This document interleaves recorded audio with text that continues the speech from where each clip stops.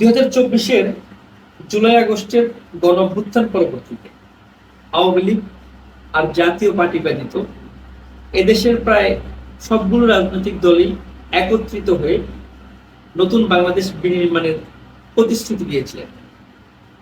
রাজনৈতিক দলগুলোর নীতি নির্ধারণী পর্যায়ের নেতৃবৃন্দের প্রত্যেকের মুখেই নতুন এই বাংলাদেশে নির্বিচার হবে না, অত্যাচার হবে না, জুলুম হবে না, গুম হবে না, মানুষ হত্যা হবে না, কিংবা জনগণের রায়ের ঊর্ধ্বে যাওয়া যাবে না, এমন বাণী আমরা শুনতে পেয়েছিলাম।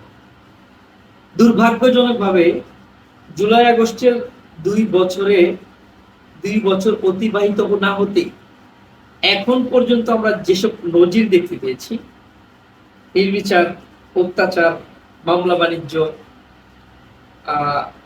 জনগণের রায়কে তোয়াক্কা না করা, ইত্যাদি ইত্যাদি অনেক কিছু আমরা দেখি যেটা অপ্রত্যাশিত ছিল। এখন প্রশ্ন হচ্ছে, রাজনৈতিক দলগুলো কি সবসময়ই তারা স্ট্যান্ডবাজি করে কিংবা নিজেদের প্রয়োজনেই খুব সুন্দর একটা রায় দেয়, পরবর্তীতে সেই রায়টাকে আবার উল্টে ফেলে, এমনটাই হয়ে আসছে, এখনো হচ্ছে, ভবিষ্যতে হবে? আপনারা আপনাদের প্রতিশ্রুতি রক্ষা করতে ব্যর্থ হয়েছে প্রত্যেকটা রাজনৈতিক দলেরই।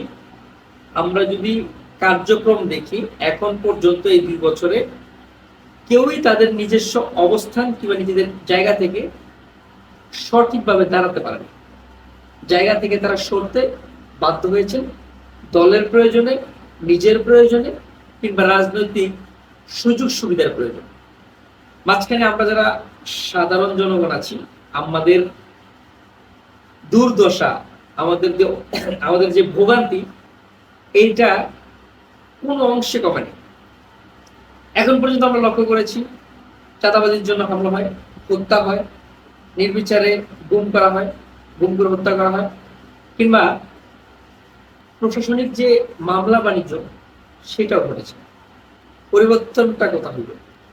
পরিবর্তনের জন্যই এই গণঅভ্যুত্থান, প্রতিশ্রুতি, অনেক স্বপ্ন দেখানো, নতুন বাংলাদেশ বিনির্মাণের প্রতিশ্রুতি, এখন পর্যন্ত আলটিমেটলি রেজাল্ট। রাজনৈতিক দলগুলো নিজেদের অন্তকুণ্ডলে সংঘাতে জড়ায়, হতাহত হয়, সেটা নিউজ হয়, অন্যান্য দেশের মানুষ সেই নিউজ পড়ে আনন্দ পায়। প্রশ্ন হচ্ছে, আপনারা আপনাদের প্রতিশ্রুতি রক্ষাটা করলেন কি? আপনাদের কাছে তো জনগণ এটা প্রত্যাশা করে না।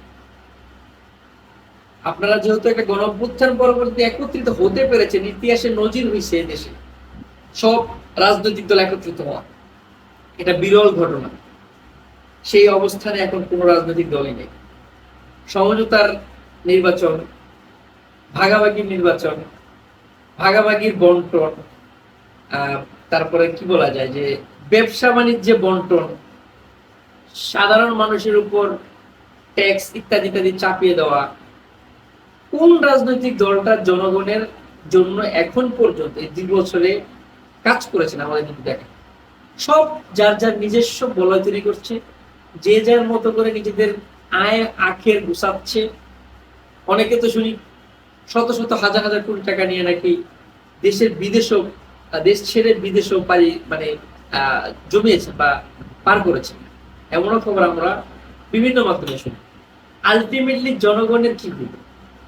যখন আন্দোলন করছেন আপনারা, যখন আপনারা সকলে একত্রিত হয়ে আওয়ামী লীগকে সরানোর জন্য আন্দোলন করছেন, তখন কিন্তু সাধারণ মানুষের অনেকের প্রাণ গেছে।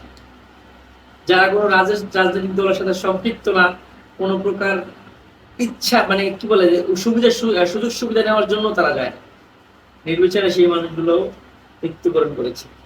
মাঝখানে কি হইল? মুষ্টিময় কিছু ব্যক্তিবর্গ সুযোগ সুবিধা নিল এবং দেশটাকে সেই আগের অবস্থানে ফিরিয়ে আনলো। পরিবর্তনটা হইল।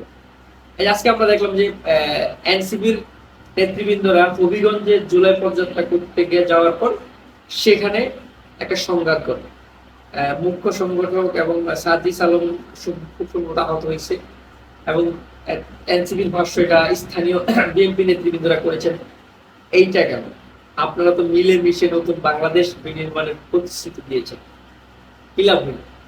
পরিবর্তনের লাভটা কই পেলাম আমরা? আমাদের এই দুর্দশা, আমাদের উপরে যে অত্যাচার, আমাদের উপরে যে ট্যাক্সের একটা বোঝা, এটা আগেও ছিল, এখনো আছে, ভবিষ্যৎ আপনারা হতে পারবেন। কারণ রাজনীতি যারা করে নিজের আখের গোছানোর জন্য, আর নাহলে কেউই রাজনীতি করতে পারে না। একেবারে বুকে হাত দিয়ে যদি বলে কোন রাজনীতিবিদ আমি নিজের আখের গোছানোর জন্য রাজনীতি করি না, সে মুনাফিক। কারণ প্রত্যেকেই নিজস্ব একটা স্বার্থের জন্য রাজনীতি করে। বাংলাদেশের জনগণের তোয়াক্কা কেউই করে না, জনগণের চিন্তা কারোই নেই। জনগণের টাকা দিয়ে তারা চলবে এবং জনগণকে আবার ভোগান্তিতে ফেলাবে। এটা হচ্ছে বাংলাদেশের ইতিহাসের রাজনীতি, এখনো হয়েছে, ভবিষ্যতে হবে।